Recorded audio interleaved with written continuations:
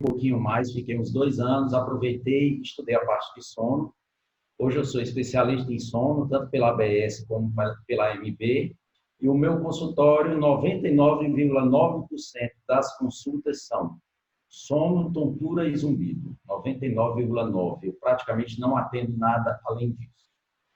Como as duas áreas, tanto a parte de otoneuro como a parte de sono, tem uma certa interface com alterações psicológicas, pacientes com ansiedade, pacientes com depressão, pacientes com pânico. Então, é um assunto que eu gosto muito, essa parte de antidepressivos, então a gente vai comentar.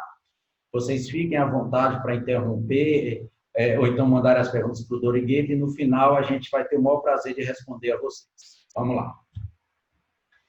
Bem, primeira coisa que a gente tem que entender para a gente falar de antidepressivo é entender a fisiologia dos neurotransmissores. Todos os neurotransmissores, eles atuam praticamente da mesma forma.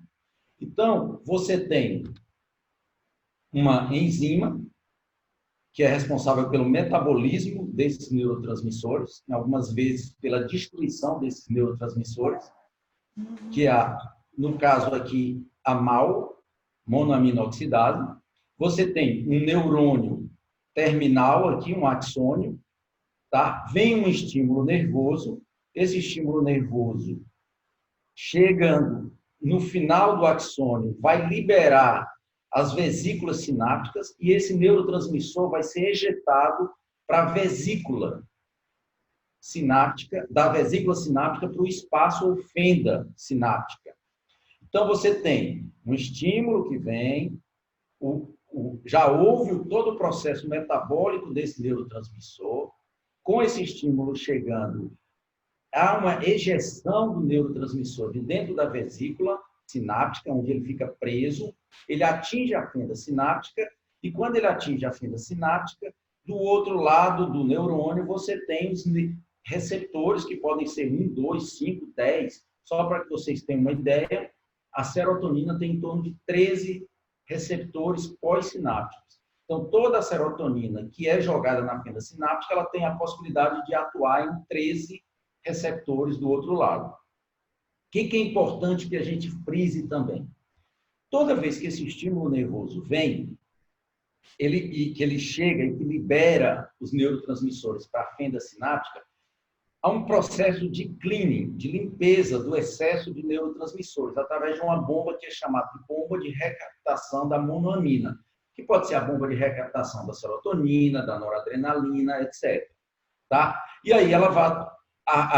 o neurotransmissor que vai ficar, que restar nessa fenda sináptica, ela vai atuar e levar o seu processo neuroquímico para o neurônio pós-sináptico.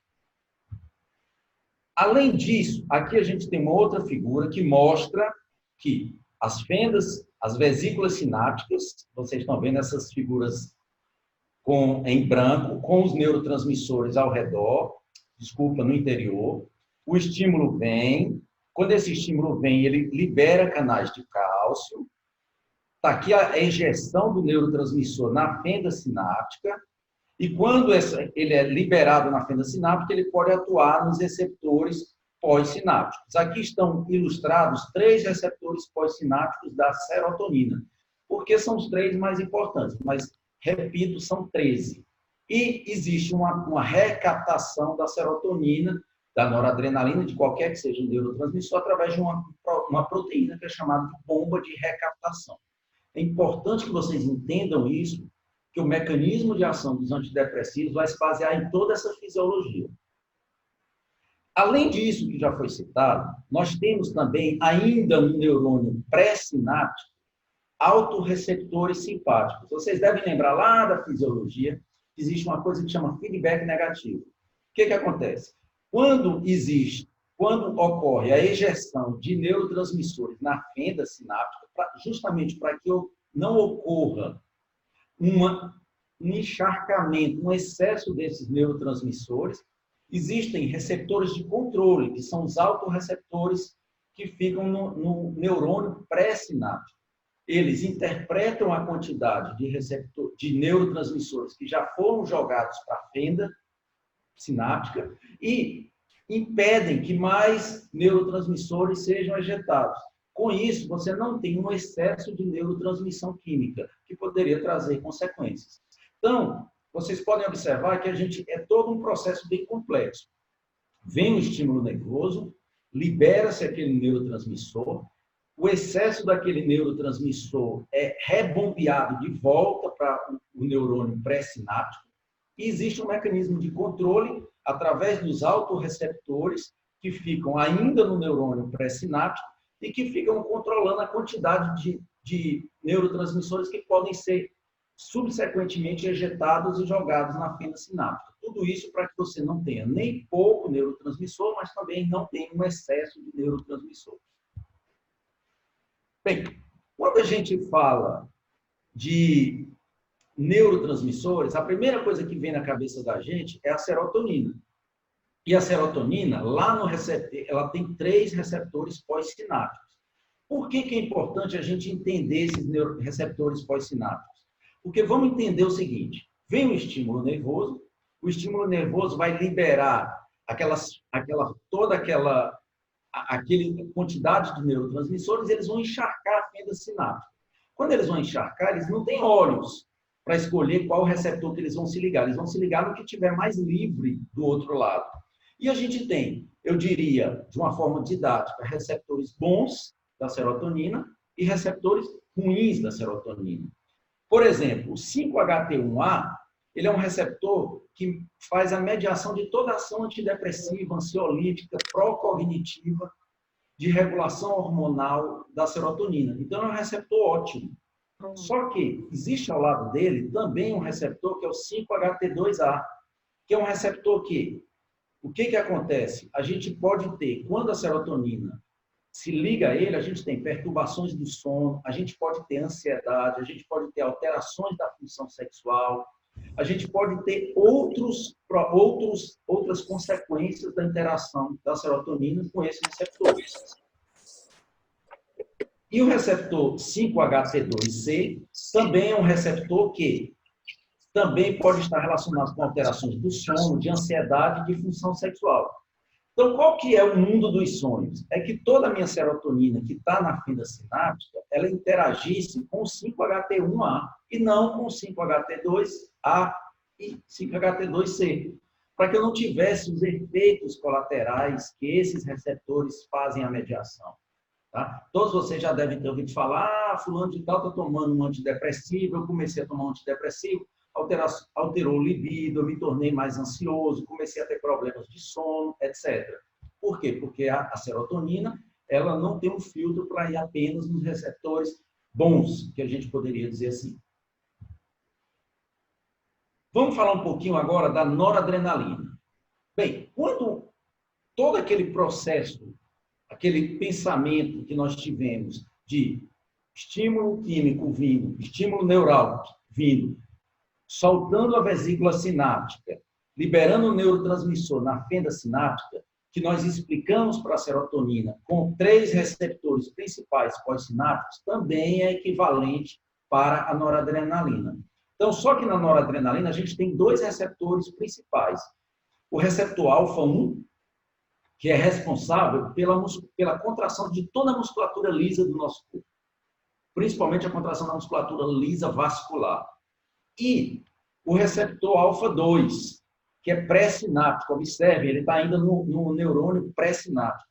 E ele é aquele autorreceptor que vai apenas controlar para que não ocorra um excesso de noradrenalina na fenda sináptica. Então, quando eu chego com a noradrenalina aqui, o que acontece? Eu vou atuar com a noradrenalina no receptor alfa-1, eu vou contrair mais a minha musculatura lisa, por isso que um excesso de noradrenalina aqui pode fazer com que eu tenha essas consequências de contratura muscular lisa vascular, com hipertensão e todas aquelas consequências que vocês sabem.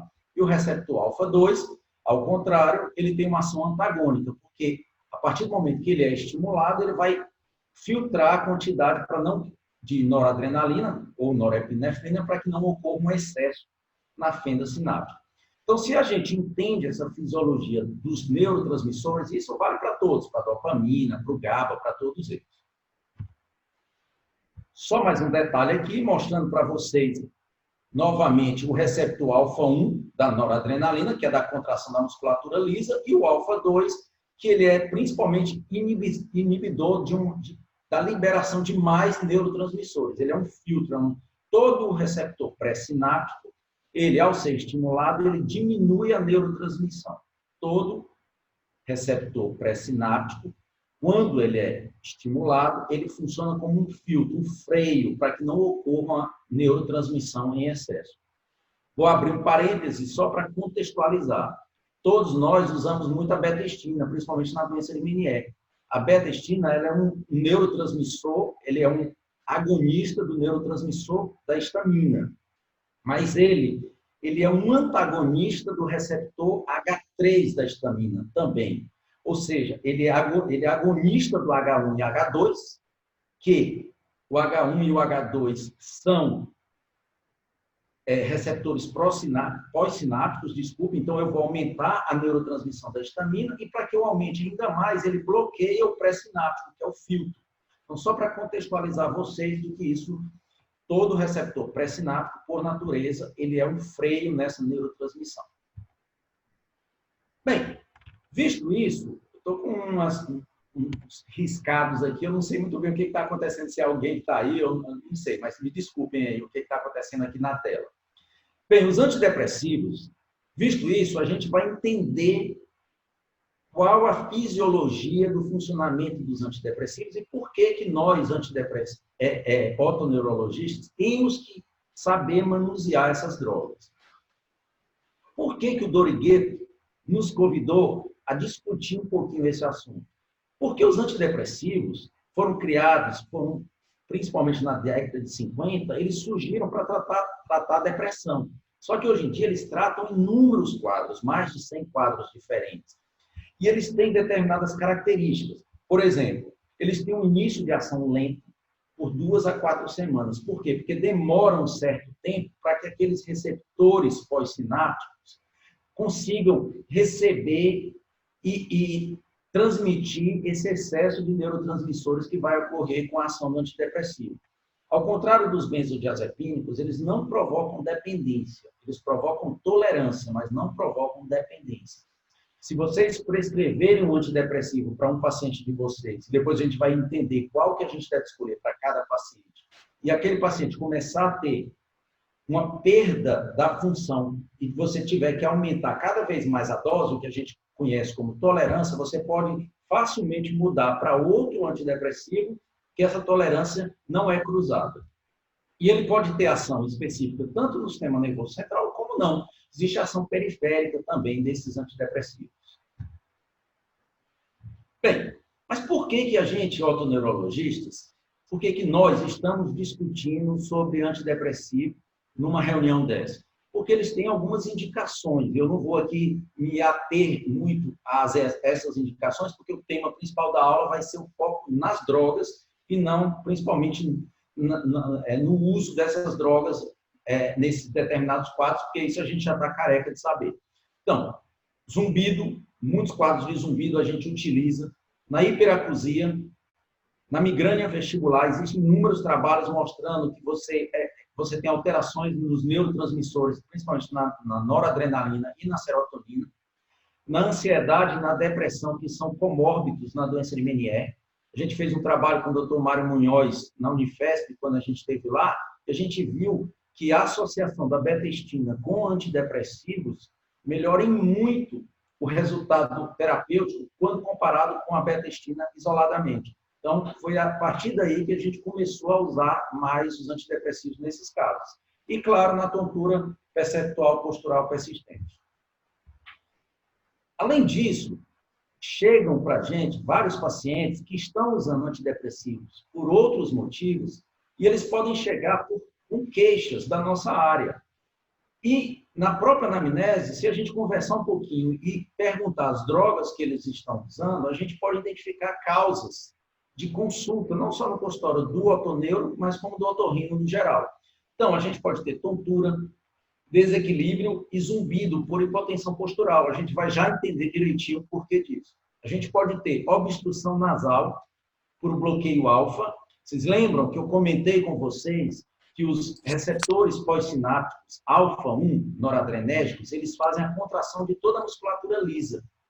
Quando eu tenho algum antidepressivo que bloqueia esse receptor alfa-1, eu tenho um bloqueio da contração da musculatura lisa. O que vai acontecer com isso? Hipotensão postural, que pode dar tontura, desequilíbrio e zumbido. Eu posso ter obstrução nasal por vasodilatação nasal. Então, uma simples identificação do fator desse já é capaz de tratar o paciente.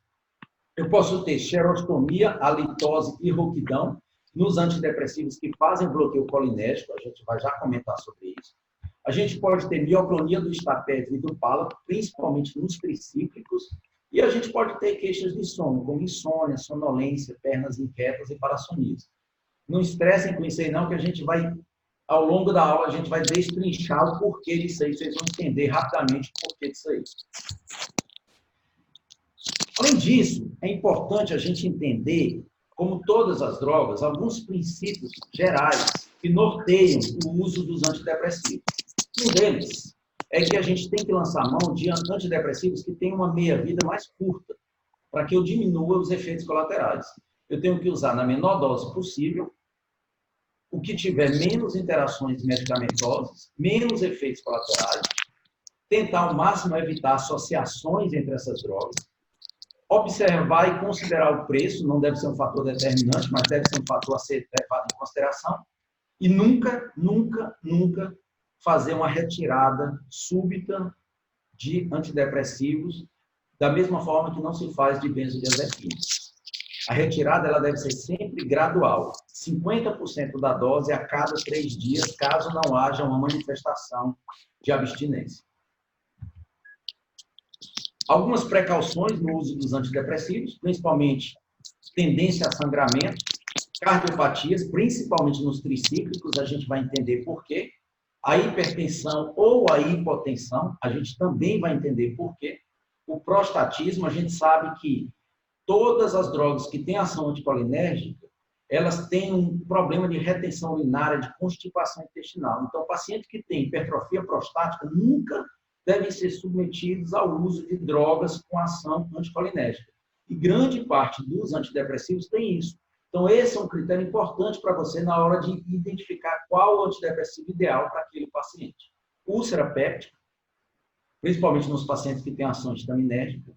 Bipolaridade, isso é importantíssimo, pessoal. Toda vez que nós formos tratar pacientes com antidepressivo, tem que perguntar se o paciente já teve algum ataque de mania, porque você pode ser responsabilizado pela eclosão de um ataque de mania num paciente sob o uso de antidepressivos, principalmente em doses altas. E crianças também, a gente tem que ter um certo cuidado. A gente vai falar um pouquinho mais sobre isso aí. Bem, vamos começar um pouquinho falando dos tricíclicos. Os tricíclicos foram os primeiros antidepressivos que surgiram na década de 50. E os tricíclicos, eles são altamente inespecíficos. Vamos imaginar que eu tenha um paciente e eu queira atuar, por exemplo, na serotonina desse paciente. Eu identifiquei um quadro patológico e o meu objetivo é atuar na serotonina. O que acontece? Se eu lanço mão de um tricíclico, eu estou dando um tiro de canhão para matar um rato. Por quê? Porque eu estou atuando na recaptação das 3 monoaminas, serotonina, noradrenalina e dopamina ao mesmo tempo.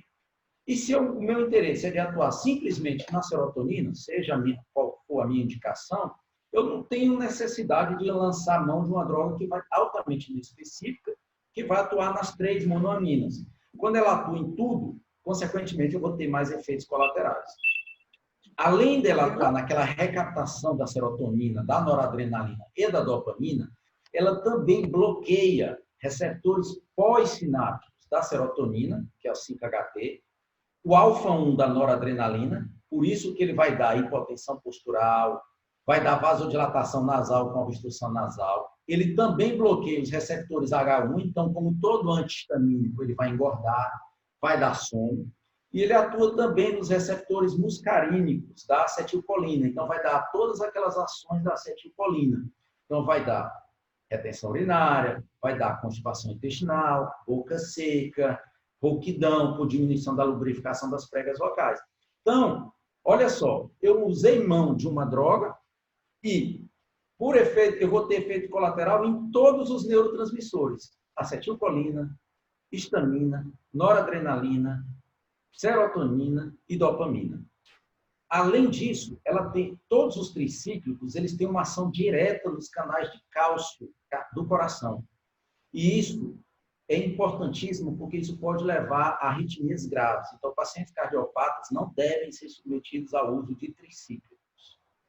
E ele também aumenta a transmissão GABAérgica e opioide, por isso que muitos deles são utilizados em tratamento de síndromes dolorosas crônicas, como a fibromialgia. Então, você vê que eles são drogas altamente inespecíficas. Eles atuam em todos os neurotransmissores, no GABA, na neurotransmissão opioide. Então, a gente tem que ter uma certa cautela na hora de utilizar esse tipo de medicação. Eu acho que ficou um pouquinho fora de ordem. Eu tinha que ter comentado antes dos mecanismos de ação. Vou pular um pouquinho aqui. Antes de eu ter falado dos tricíclicos, desculpa, ficou um pouquinho antes da ordem aqui, que a classificação dos antidepressivos, eles são classificados de acordo com as ações que eles têm. Então, eles podem ser classificados como os inibidores da monoamino-oxidase, que hoje em dia a gente praticamente não utiliza, alguns psiquiatras não utilizam, mas na otoneurologia não tem nenhuma indicação. Os tricíclicos, que é o que a gente já iniciou o debate, os seletivos da recaptação da serotonina, que são aqueles que vão atuar única e especificamente na recaptação da serotonina, os inibidores de recaptação da serotonina, que é o 5-HT, é a mesma coisa de serotonina, e da noradrenalina, que são chamados de duais, ou IRSM. A gente vai entender qual o objetivo de eu utilizar um que atue tanto na serotonina como na noradrenalina. Existem também os inibidores da recaptação da noradrenalina e dopamina, e existem os chamados atípicos, ou IRSA. A gente vai comentar um pouquinho sobre eles. Bem, eu tinha já comentado anteriormente dos tricíclicos, falando que eles realmente são altamente inespecíficos.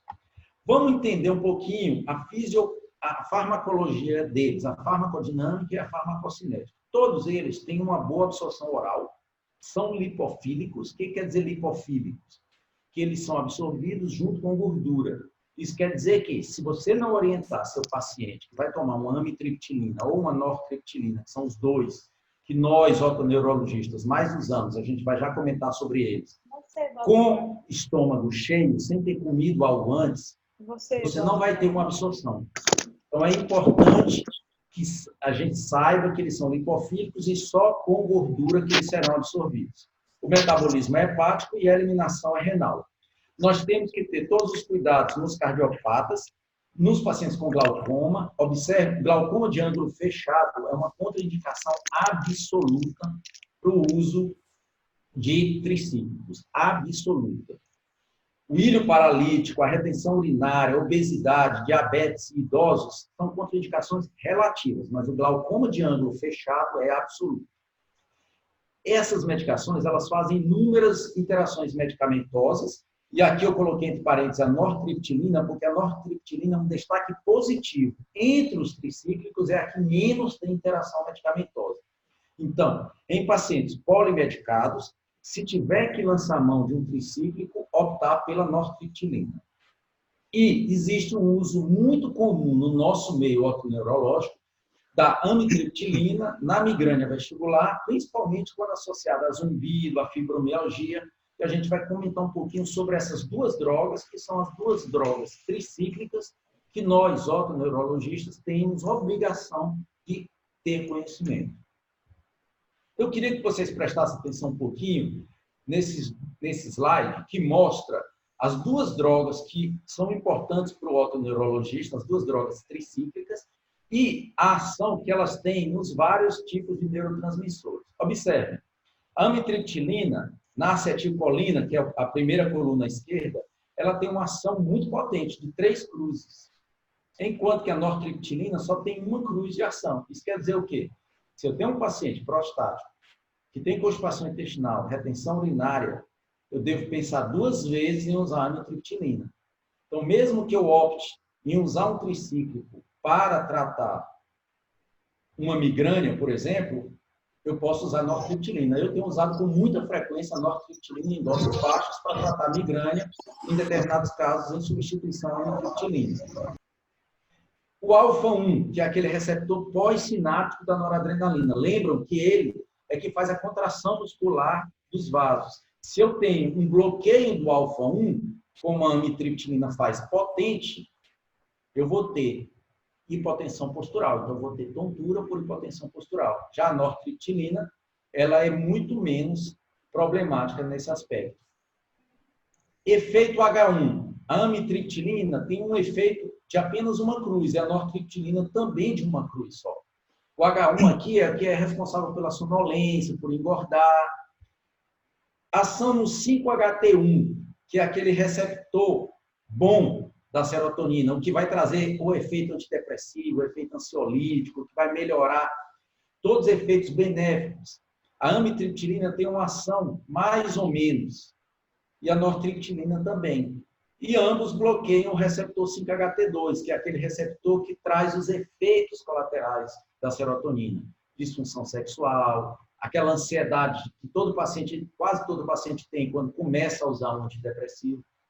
Então, o que a gente pode tirar de conclusão desse slide?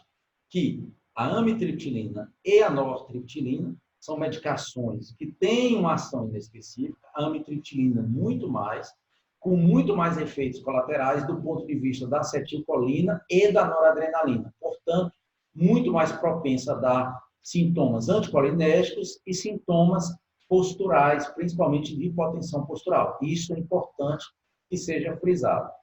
Eu ainda não comecei a comentar dos inibidores seletivos da serotonina, mas eu queria chamar a atenção para vocês na 4ª linha de baixo para cima, na fluoxetina, que é um inibidor de recaptação seletivo da serotonina. Olha como ela só atua na serotonina. Ó. 0 de ação na acetilcolina, 0 na noradrenalina, 0 na histamina, 0 no 5-HT1 e bloqueia um pouquinho o 5-HT2, que é o receptor ruim da serotonina. Então, só para mostrar para vocês como os tricíclicos, que são esses de cima, são altamente inespecíficos. Bem, vamos entrar um pouquinho agora nos inibidores seletivos da serotonina. Esses inibidores, eles formam um grupo de medicação que tem características químicas, farmacocinéticas e farmacodinâmicas totalmente diferentes entre si. Parecem que eles nem fazem parte da mesma classe de medicamentos. Se você for pegar uma fluoxetina e estudar a farmacocinética, a farmacodinâmica dela, e comparar, por exemplo, com o escitalopram, são drogas que parecem ser de classes diferentes. E, no entanto, elas pertencem ao mesmo grupo. São drogas que têm muitos poucos efeitos colaterais em relação aos tricíclicos, por aquilo que a gente comentou, porque elas atuam única e exclusivamente na serotonina, pelo menos em condições fisiológicas. Elas têm espectros diferentes, por quê? Porque elas atuam em até 14, eu tinha falado 13, até 14 tipos diferentes de receptores. E elas têm uma ação praticamente serotoninérgica, tá? Então, isso é importante. Vamos imaginar que eu tenho um paciente, e esse paciente é um paciente que eu estou imaginando que ele está somatizando, é um paciente que ele está muito ansioso e eu quero atuar só na serotonina. Então, eu tenho que lançar mão, não faz sentido nesse caso, eu lançar mão de um tricíclico. Nesse caso, eu tenho que lançar mão de um inibidor seletivo da serotonina, tá certo? Dentre eles, a gente vai já passar uma tabelinha semelhante àquela dos tricíclicos. A sertralina e a paroxetina são os mais potentes. Eu queria comentar com vocês algumas particularidades destes, de cada uma dessas drogas. A sertralina, ela é um antidepressivo seletivo altamente potente. Agora, ela tem um problema muito sério, eu queria que vocês gravassem isso. É o problema gastrointestinal. Pacientes que têm problemas de refluxo, de epigastralgia, vão sentir muito uma piora desses sintomas com a sertralina. Então, é uma droga que a gente tem que lançar com muita cautela, lançar a mão com cautela nesse tipo de paciente. A paroxetina, de todos eles, é o mais... Só que ela tem um efeito colateral drástico e horrível, que os pacientes queixam muito, que ela de todos é o que tem mais associação com disfunção sexual. Ela interage muito, diminuindo o libido dos pacientes, além de engordar um pouquinho. A fluoxetina, ela tem, de todos eles, ela é um antidepressivo seletivo da serotonina que tem uma meia-vida muito longa. Isso tem uma desvantagem no começo e no final do tratamento. No começo, porque ela vai demorar mais ainda a fazer. Sabe que os antidepressivos demoram de 2 a 4 semanas para fazer efeito. Com a fluoxetina, isso é pior ainda. E na descontinuidade do tratamento, na necessidade de descontinuar o tratamento por algum efeito colateral, isso também é uma desvantagem, porque o paciente vai ficar ainda sob efeito da medicação por mais tempo. Mas tem tudo na vida, tem um lado bom. Como ela tem uma meia-vida longa, a abstinência com ela também é muito mais difícil de acontecer, porque a concentração sérica vai caindo aos poucos. Então, eu diria que para o a fluoxetina é uma droga perfeita, é a que melhor tem o perfil para esse aspecto, justamente pelo fato de ter essa meia-vida longa. A sertralina e o citalopram, eles têm uma farmacocinética bem linear. O que quer dizer isso? É que, ao contrário da fluoxetina, que de todos é o que tem a farmacocinética menos linear, o que quer dizer isso? Quando eu aumento a dose da medicação, não necessariamente o efeito é proporcional ao aumento da dose. Vamos dar um exemplo. A dose padrão da fluoxetina é 20 miligramas. Se a fluoxetina, o paciente diz que não está melhorando, e eu dobro para 40, eu posso ter um efeito 6, 8, 10 vezes maior.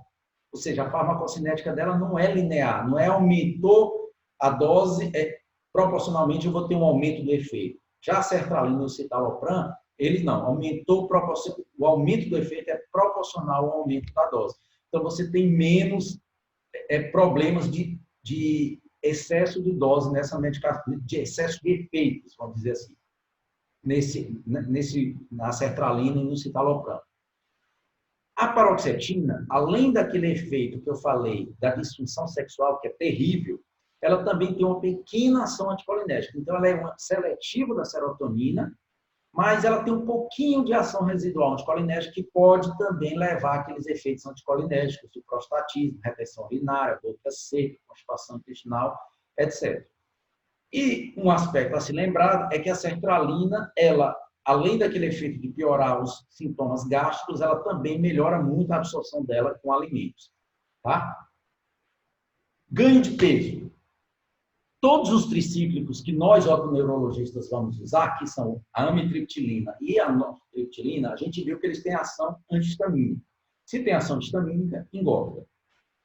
Em relação aos seletivos da serotonina, a fluoxetina, ela tem uma tendência a emagrecer os pacientes.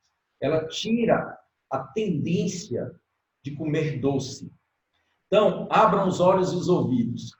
Os endocrinologistas lançam mão da fluoxetina para tratamento de emagrecimento em pacientes.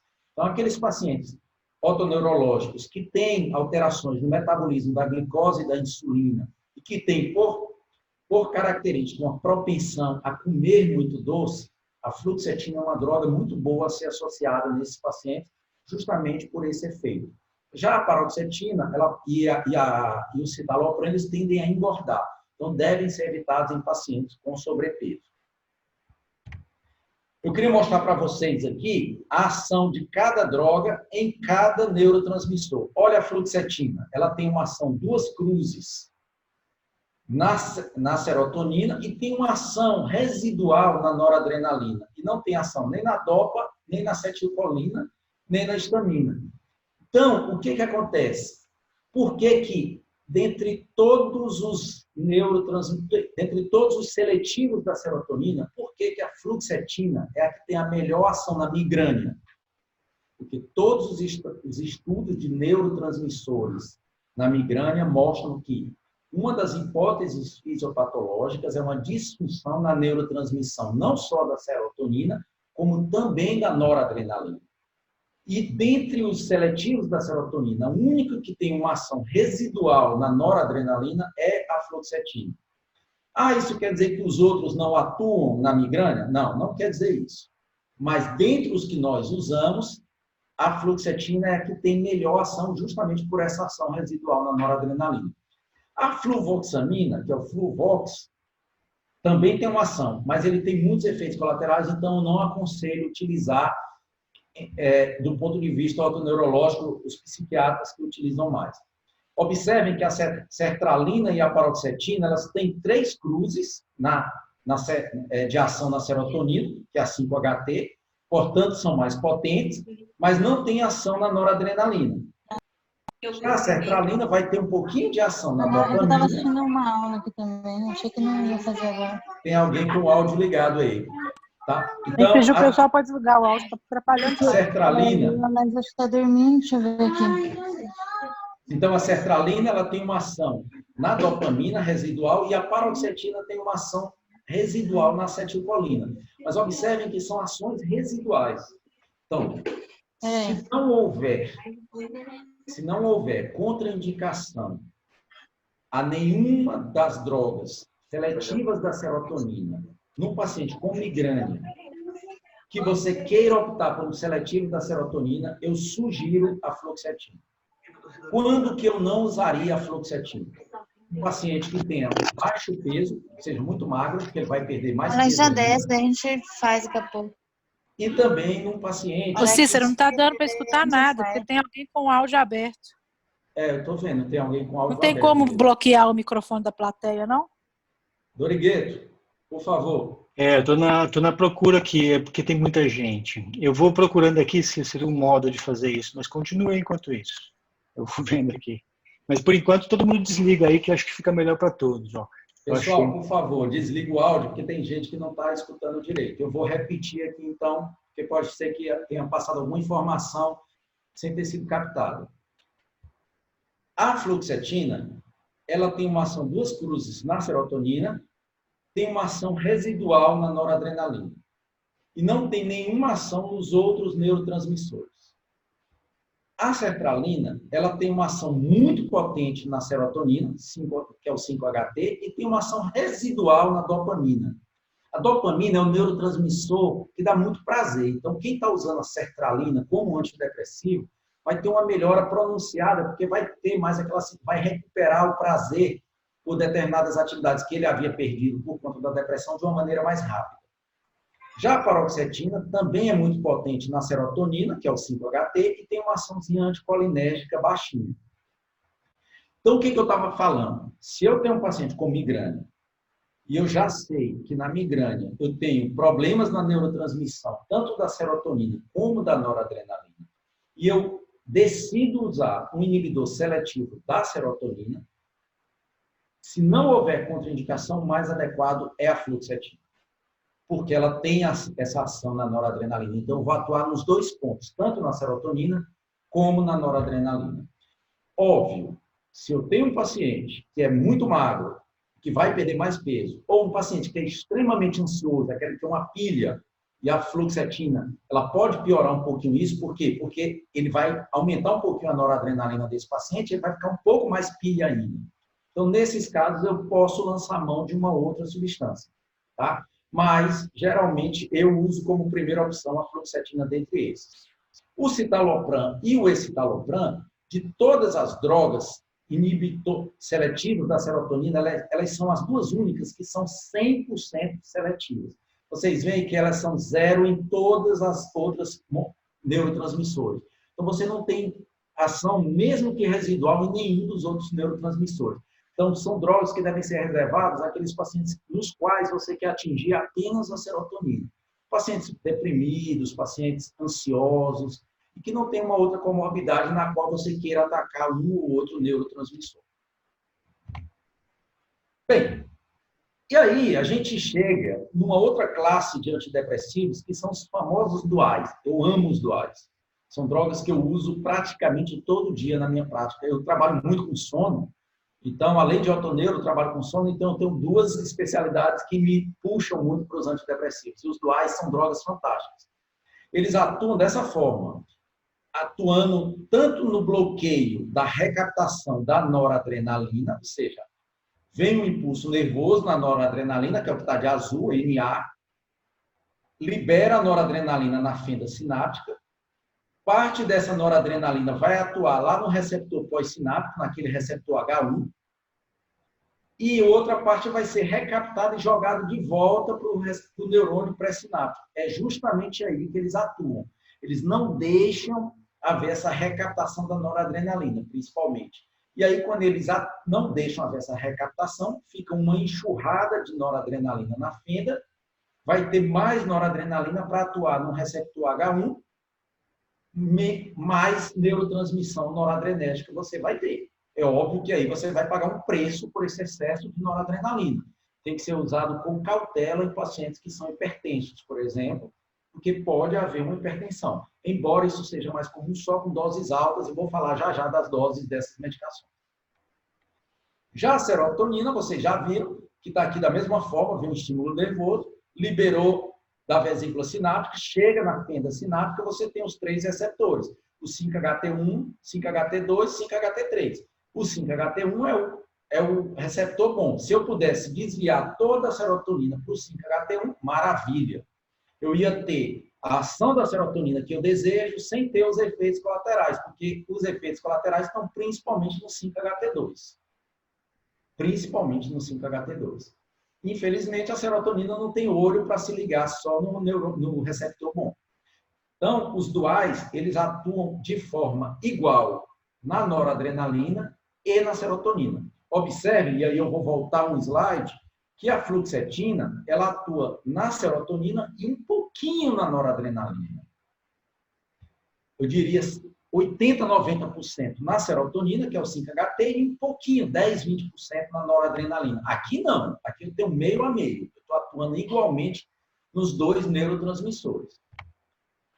Só para lembrá-los, de novo, daqui o neurônio pré-sináptico, de cada lado, de um lado é serotonina, do lado esquerdo, do outro lado é noradrenalina, vai haver a recaptação, essa recaptação é bloqueada, eu vou ter excesso de serotonina e excesso de noradrenalina atuando do outro lado. E aqui eu tenho os 3 representantes principais dessas drogas. A venlafaxina, que é uma das drogas mais utilizadas na migrânia. Por que ela é uma das mais utilizadas na migrânia? Porque ela atua tanto na serotonina como na noradrenalina. Então, ela é um inibidor seletivo de recaptação da serotonina, ou seja, ela faz o bloqueio da recaptação da serotonina, só que junto com isso ela faz um bloqueio alfa-1, lá da noradrenalina. E aí, você vai ter ação também noradrenérgica. Então, ela tem uma potência noradrenérgica mais 1, tem efeitos colaterais, eu diria, mais 2 cruzes, e as doses dela são de 37,5 a 225 miligramas.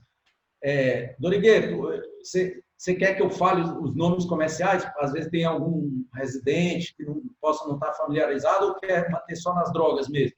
Fica à vontade, Cícero. Eu acho que a gente é um público que não... Pode ficar à vontade, pode falar comercial se quiser dar uma relembrada. Então, as drogas, os nomes comerciais mais comuns são o Effexor, você tem o Venlaxin, você tem o Venlift, e você tem uma dica que eu vou dar para vocês. O Effexor, que é o padrão, a droga padrão, ele tem de 37,5, de 75, quanto todos têm, 37,5, 75 e 150. E observem que a venlafaxina, ela tem alguns efeitos colaterais, 2 cruzes, principalmente gastrointestinais. O que vocês podem fazer para minimizar isso? Utilizem a fórmula de liberação prolongada. Existe o Effexor, existe o Effexor XR, que é o de liberação lenta. Então, se vocês utilizarem, para quem não sabe, todas as drogas que têm essa fórmula de liberação lenta, existe uma absorção mais lenta, consequentemente, o efeito colateral é menos pronunciado. Então, algumas vezes eu lanço mão do Effexor XR, ou existem, acho que o Venlift também tem a formulação XR, é melhor do que a de formulação de liberação rápida, porque você vai ter menos efeitos colaterais. É uma droga que eu uso muito, muito mesmo. Mais recentemente surgiu a desvenlafaxina.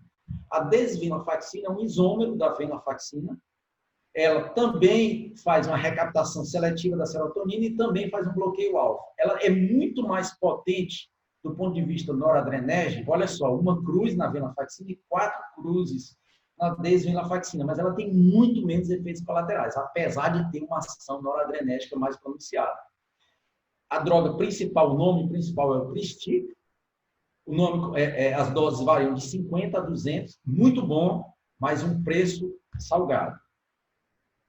E a duloxetina, que é uma droga que eu uso muito também faz uma inibição de recaptação da serotonina e também de recaptação da noradrenalina. Tem uma potência noradrenérgica também boa.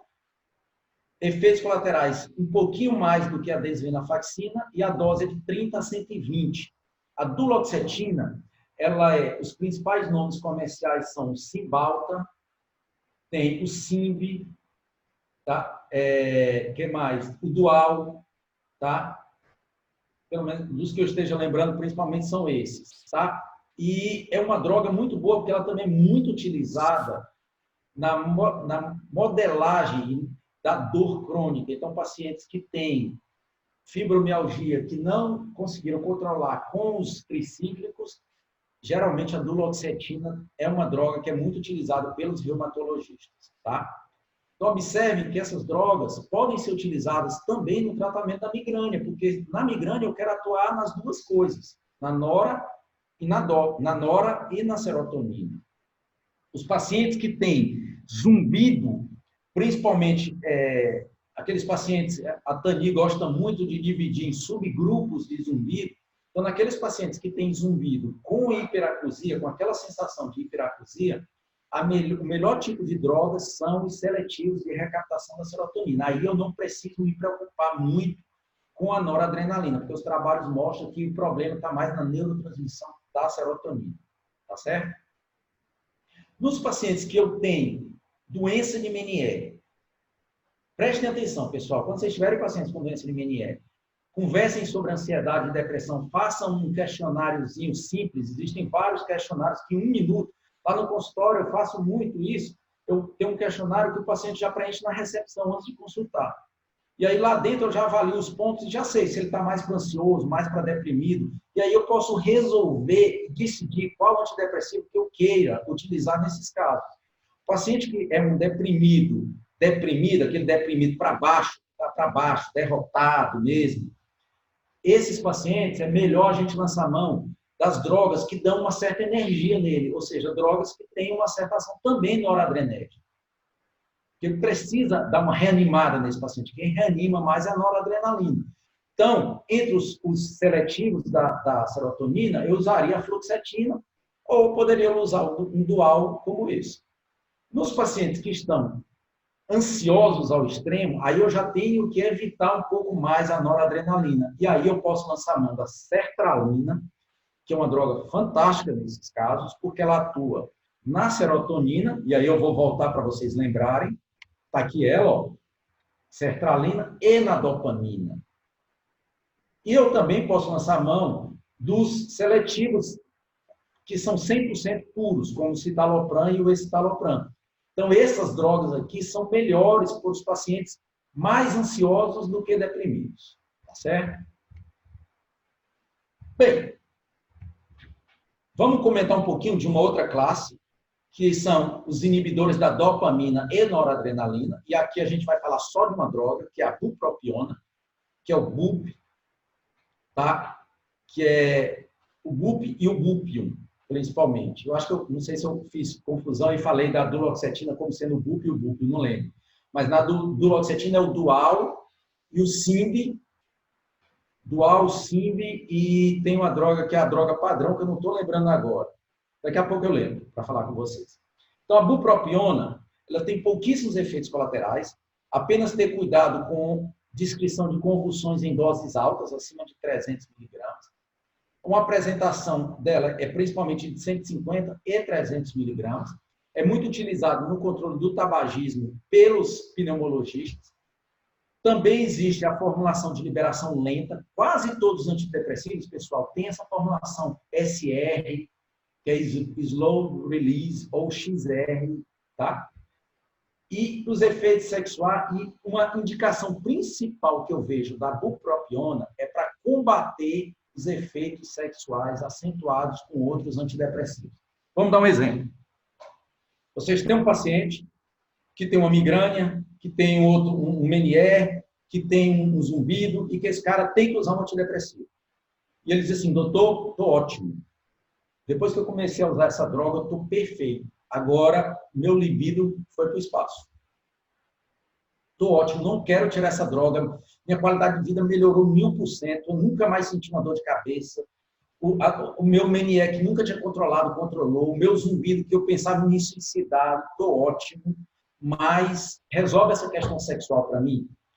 Se você associar a bupropiona com o antidepressivo que ele está usando e que foi o causador da disfunção sexual, você consegue contrabalancear isso aí e ele retorna o libido desses pacientes. Principalmente por causa da ação da dopamina. Tá? Então, eu utilizo a bupropiona em pacientes que eu trato de sono ou de ortoneuro com esse objetivo principal. Bem, nós comentamos que existem os 3 receptores da serotonina. O 5-HT1A, que é o receptor bom. Olha que tudo que eu quero de serotonina, eu estou no 5-HT1A. Eu quero ação antidepressiva, eu quero ação melhorar pró-cognitiva, eu quero regular os hormônios, eu quero ação ansiolítica, eu quero regulação da liberação de outros neurotransmissores. Tudo de bom está aqui. Tudo de ruim está no 5-HT2A e no 5-HT2C. Eu vou ter disfunção sexual, eu vou ter ansiedade e rebote, eu vou ter alterações do sono.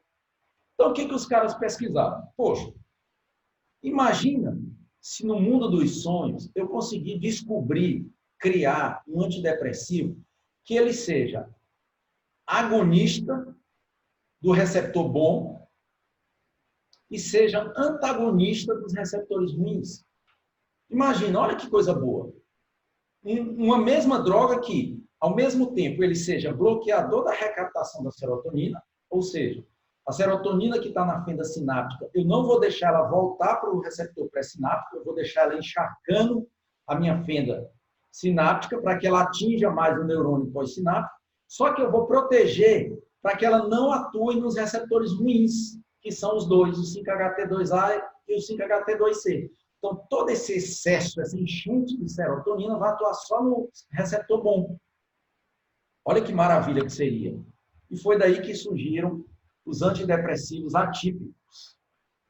Esses antidepressivos, eles têm uma inibição, olha que coisa fantástica, maravilhosa. Ele é inibidor da recaptação da serotonina, ou seja, as bombas de recaptação da serotonina não vão atuar, consequentemente, eu não vou puxar a serotonina de volta para o neurônio pré-sináptico. Eu vou ser agonista do receptor 5-HT1A, que é o receptor bom, que vai fazer tudo que eu quero de bom na serotonina, e eu vou bloquear o 5-HT2A e o 5-HT2C, que são os que trazem os efeitos adversos. Maravilha, né? Então, eu vou ter ação serotoninérgica pura, boa, sem os efeitos colaterais. Quais são essas drogas? São a trazodona e a mirtazapina. Quem trabalha com sono, como eu, essa é a droga do dia a dia. O otoneurologista que não trabalha com sono, provavelmente não tem familiaridade com esse tipo de droga. Porque são drogas que são mais utilizadas no tratamento da insônia. Mas observe que essa tabela nos mostra, e seria interessante que vocês tivessem essa tabela, a correspondência de dose desses antidepressivos. Então, eu já sei que 183 miligramas da trazodona, e a droga dela de liberação lenta, que é o Donarém Retard, é de 150, ou seja, aproximadamente essa dose, corresponde a 20 do citalopram. A dose terapêutica do citalopram varia de 10 a 40. 10 é a menor dose. Normalmente se utiliza de 20 até 40. Então, se eu quero tratar um paciente com citalopram de 20, beleza, mas se eu quiser optar pela trazodona, que tem essa proteção contra os efeitos colaterais, eu posso lançar mão do Donarém de 150. O escitalopram, cuja dose terapêutica é de 10 a 20, a dose menor dele de 10 corresponde a 150, 180 da trazodona. A sertralina, a dose terapêutica é de 50 a 200, ou seja, 83 corresponde a 183 da trazodona. A paroxetina, cuja dose terapêutica é de 20 até 80, 27 corresponde a 183. Corresponde a 30 da fluoxetina, que tem uma dose terapêutica de 20 a 80 também, igual a paroxetina. A mirtazapina, que é uma droga que a gente utiliza muito no tratamento da insônia, que tem apresentações de 15, 20, 30 e 45, 20 miligramas dela corresponde. E isso tudo corresponde a 150 da venlafaxina. Observem que nós, otoneurologistas, geralmente conseguimos controlar as migrâneas dos pacientes do 37 a 75 da venlafaxina, ou seja, metade de 150. Então, a metade de 150 da venlafaxina corresponderia à metade do trazodona de 150. Ou a trazodona ela tem a apresentação de 25 e de 50 também, que você pode tatear. Então, são drogas que abrem um pouquinho o leque. Não são drogas que são a primeira escolha no tratamento otoneurológico, mas você pode contrabalancear, porque muitos pacientes vão abandonar o tratamento por causa dos efeitos colaterais. E você tendo essa opção a mais, é um trunfo a mais que você tem debaixo da mão. Pessoal, aqui são algumas das referências bibliográficas. Eu fiz questão de não lançar a mão, de não me deter muito às doenças, fisiopatologia, porque acho que isso, em todo congresso de otoneurologia, a gente tem.